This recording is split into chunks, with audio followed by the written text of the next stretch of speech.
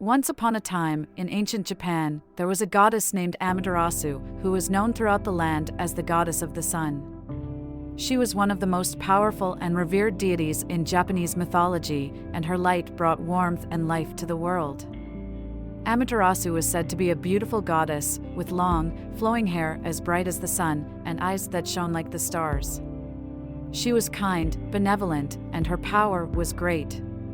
It was said that her light could penetrate even the darkest depths of the world, and that she had the power to create and destroy with a single glance.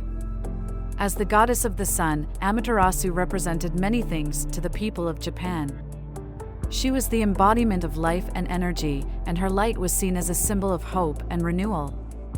Her powers were said to be vast, and she was believed to have control over many aspects of the natural world, including weather patterns, plant growth, and animal behavior.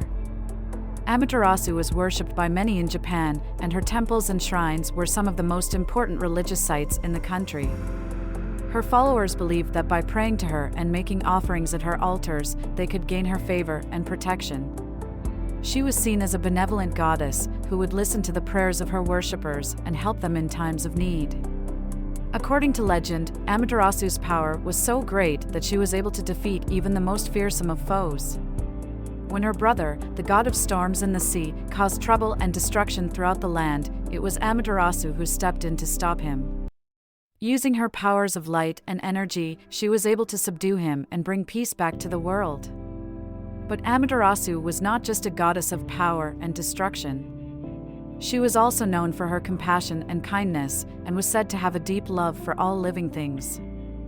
Her followers believed that she watched over them and protected them, and that her light would guide them through even the darkest of times.